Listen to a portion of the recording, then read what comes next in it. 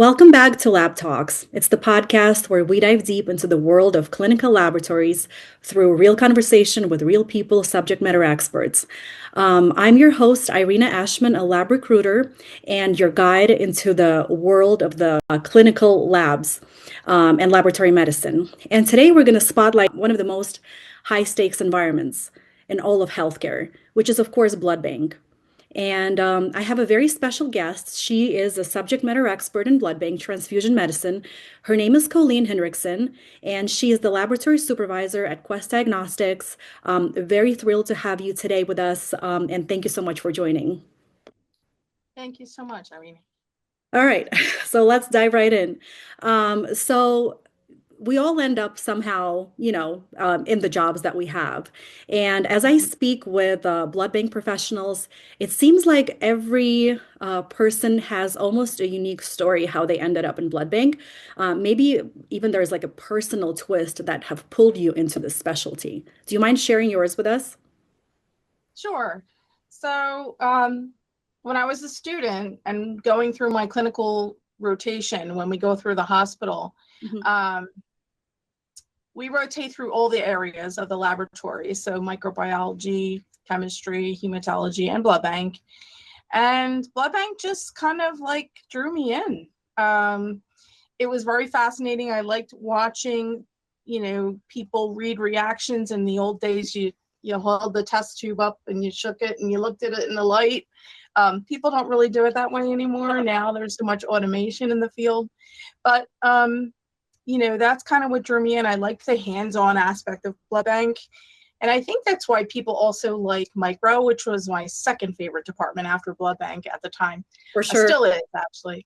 But Mhm. yeah, I like the hands-on. I like the detective work in blood It's kind of bank. like the critical thinking piece of the puzzle, right? In blood bank. Absolutely. Yeah, Yeah. you have to figure things out. You have to use your brain. You can't just show up for work and not really pay attention to things. You have to be involved. Yeah, it's very high impact patient care, so you have to be constantly involved, present. Constantly. For sure. Problem solving, organized, keep yourself structured. Keep yourself structured, 100%. Yeah. So now you work in a high functioning blood bank lab, the Mhm. one that probably runs like a well-oiled machine. I would assume even under pressure. Do you mind walking us through like a very good day in your lab where everything just running at its best? Well, everything running at its best. The machine is working where we run all of our type and screens and our antibody identifications. Hmm. The computer systems are working from the hospital side to the laboratory side. Everybody's not overworked, or we're not short staffed. We have the right amount of staffing. Nobody's on vacation, and things just kind of flow. Well. Right. Um, So Right. So I just like think a the technology piece is important because mhm. without that, we're so used to having things integrate and interface and, flow, that when you don't have a piece of that, it really trips people up sometimes. Mhm. Okay, so it has to be flowing, everything has to be working, people have to be on time, proficient. So just kind of like the standard um, operating procedure, right? Um, Yes. so I wanted to ask, so when you're looking, as I speak with a lot of lab professionals, something I'm always curious about is what really makes a technologist stand out beyond the licensure and the certifications, and you as a supervisor. When you're looking for a good employee, are there some soft skills you're looking in people? Because it could make a very huge difference in performance, as far as I understand. Absolutely. The critical thinking, as you mentioned earlier, is huge. Mhm. Um, and also, I think people need to be able to communicate well For and, be adaptable, because in the healthcare world, things change very, very quickly. Um, this year, for example, in my lab, we've had, 3 new implementations. We implemented new software and a new computer system, and pretty soon a new test that we'll be doing. So I think being able to kind of go with the flow really helps hmm lab people, especially blood bankers, traditionally are not very good with change.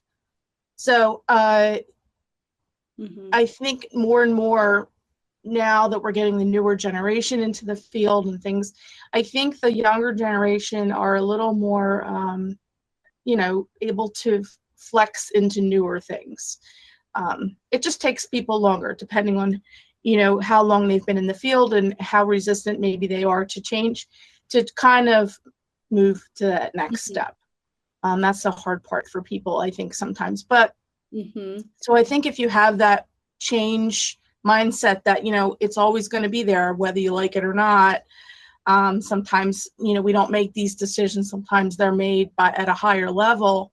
If we're going to be, say, using a new instrument or something like that, to go with the flow. So adaptability is one of the adaptability. Yes. Qualities, right? Yeah, because I mean, if you hire somebody, it has to be somebody who's the right person, because they can either make or kind of like break the team, right? And I think having a positive attitude helps too. If you come into work every day and you're miserable and you really don't like the job, and it's hard for everyone else around you, it affects go on with their day. So if you're not happy, you might just choose to move to somewhere where you'll be happier. I did that a lot in my career too, with people, various jobs I've had where people just were not happy.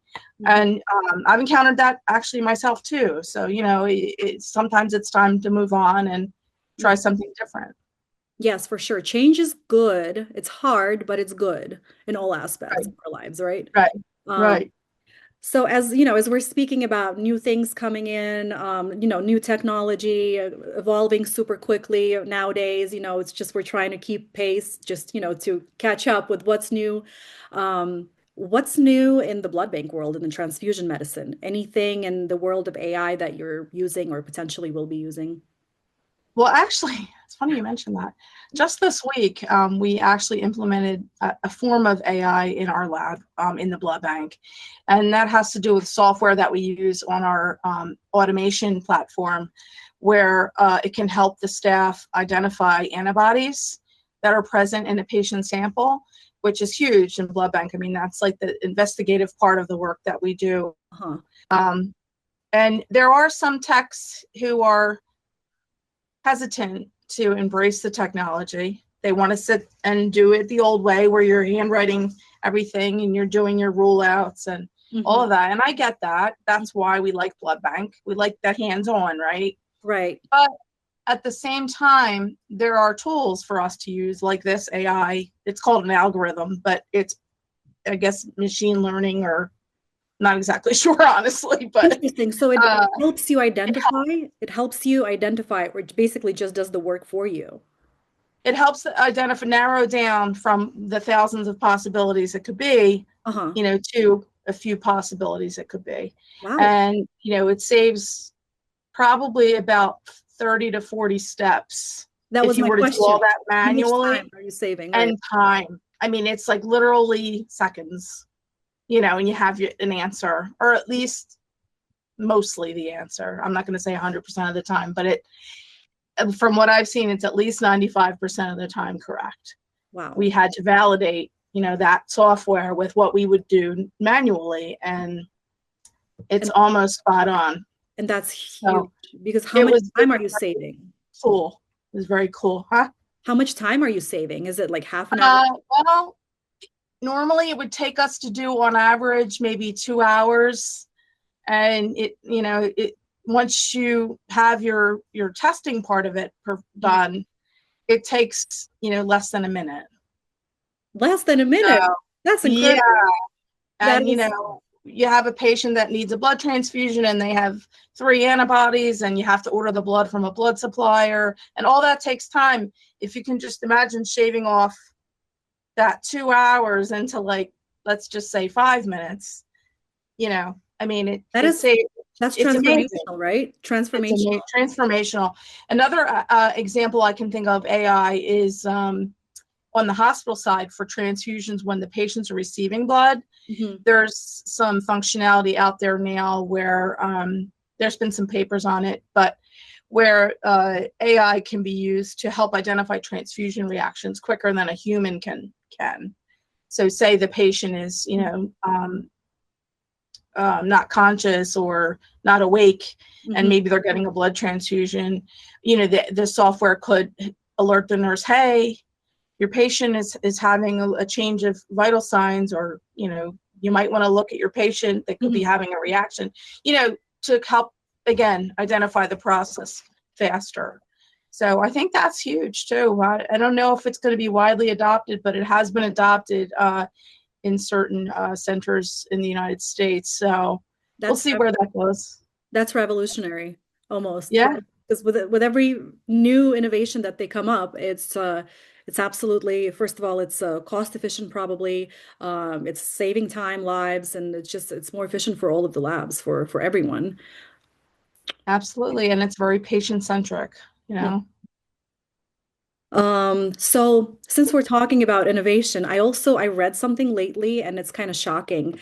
So there is this university in Japan. It's the Nara Medical University, where they're kind of like launching clinical trials using lab-grown red blood cells that can be stored for years and they can be reconstituted instantly.